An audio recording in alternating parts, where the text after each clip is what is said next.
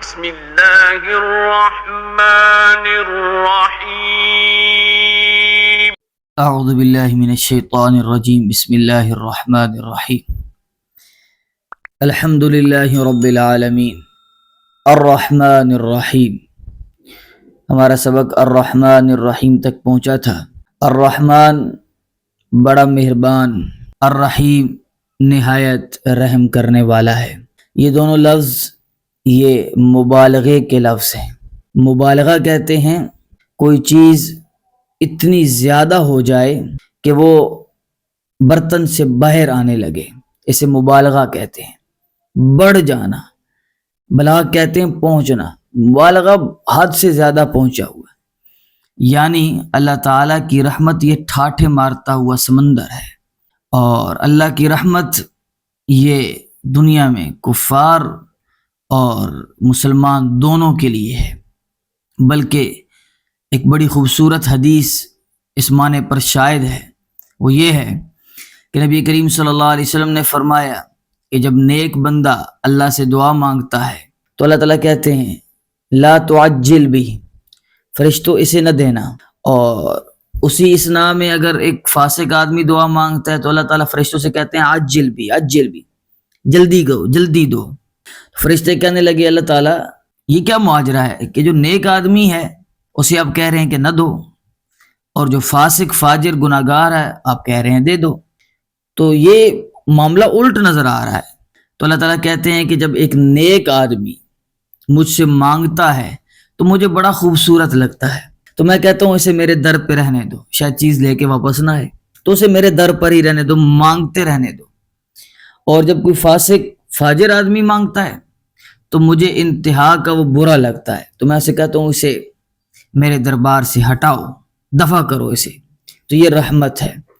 تو اللہ تعالیٰ کی جو رحمت ہے یہ مبالغے کے لفظ اللہ تعالیٰ نے ذکر کیے، بسم اللہ الرحمن الرحیم میں بھی اور یہاں الرحمن الرحیم میں بھی، یعنی اللہ تعالیٰ کی جو رحمت ہے یہ ٹھاٹھے مارتا ہوا سمندر ہے، اور اس سمندر نے اپنی لپیٹ میں، اپنی آغوش میں کفار کو بھی لیا ہوا ہے اور مسلمانوں کو بھی لیا ہوا ہے۔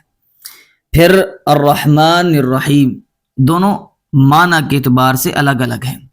مولانا مودودی صاحب کو یہاں پر ایک مغالطہ لگا، اور انہوں نے انسان ہیں، کسی کو بھی مغالطہ لگ سکتا ہے، تو وہ کہنے لگے کہ یہ رحمان اور رحیم دونوں کا معنی ایک ہی ہے، اور یہ اسی طرح ہے جس طرح ہم اپنی زبان کے اندر کہتے ہیں کہ روٹی شوٹی۔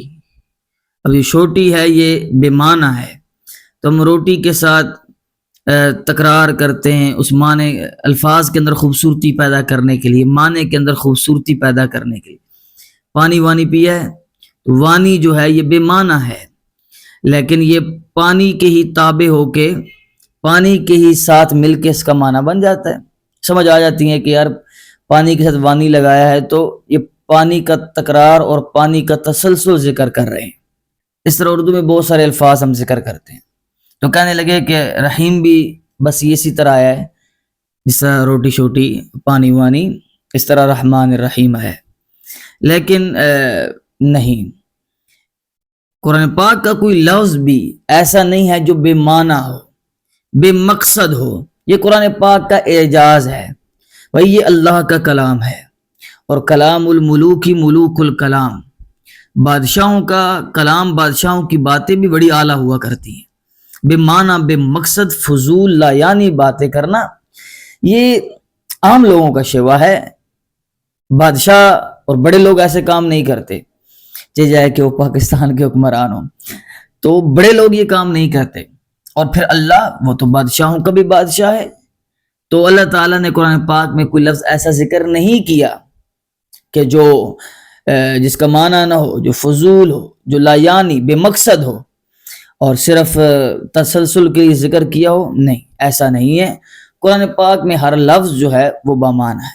تو اب ہم اتنی بڑی بات کر رہے ہیں تو اس کا معنی کیا ہوگا؟ تو الرحمن، جیسے نبی کریم صلی اللہ علیہ وسلم کی دعا یا رحمان الدنیا و یا رحیم الآخرہ، اے دنیا میں، دنیا کے اعتبار سے رحمان اور آخرت کے اعتبار سے رحیم۔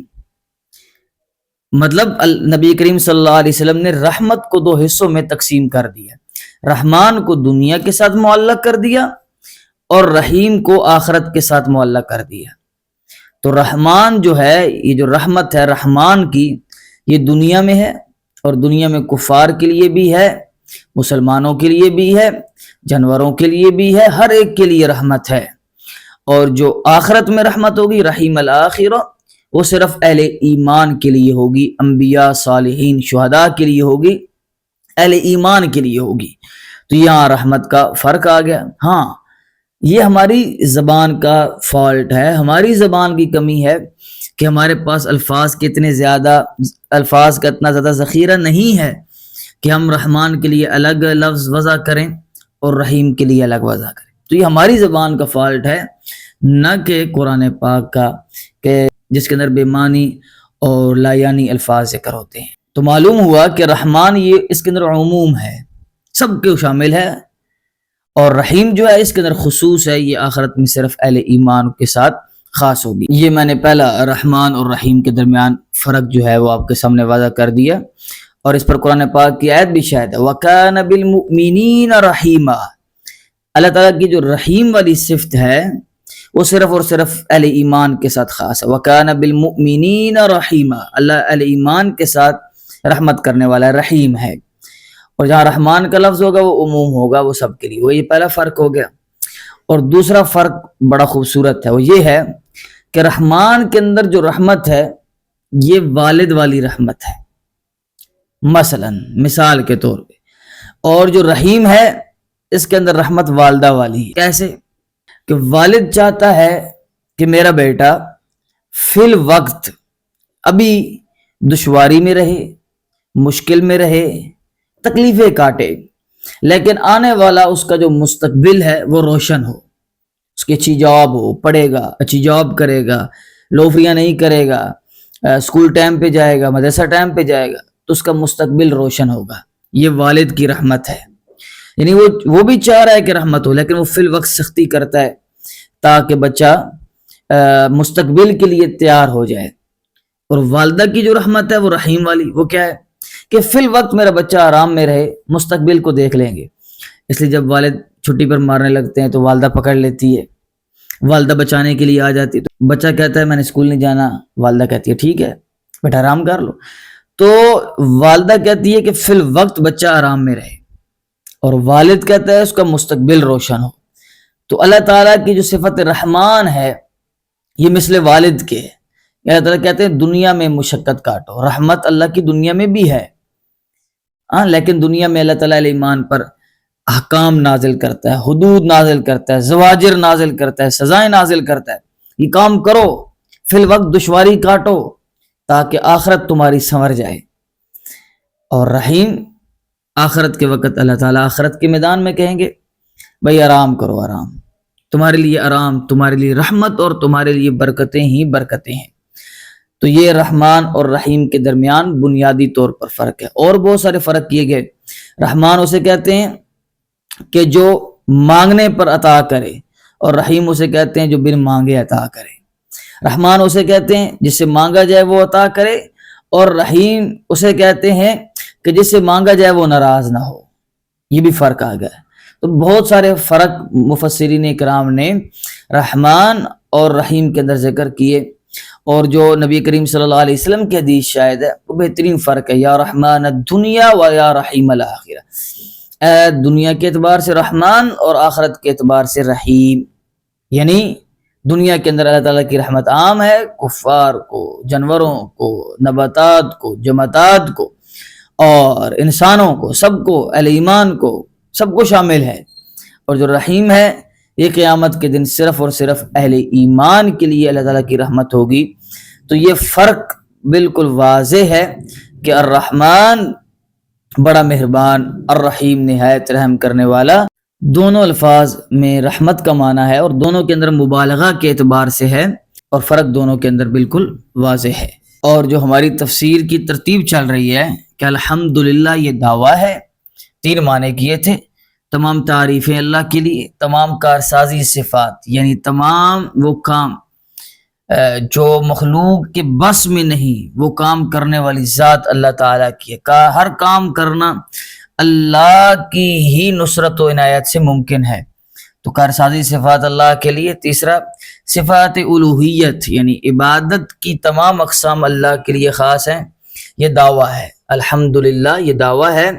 اس پر رب پہلی دلیل، العالمین دوسری دلیل، الرحمن تیسری دلیل، الرحیم چوتھی دلیل، اور پھر آگے انشاءاللہ ہماری پانچویں دلیل ذکر ہوگی، مالک یوم الدین۔ تو یہ 5 دلیلیں اللہ تعالیٰ نے الحمدللہ پر دی کہ تعریفیں کرو تو میری، کیونکہ رب میں ہوں۔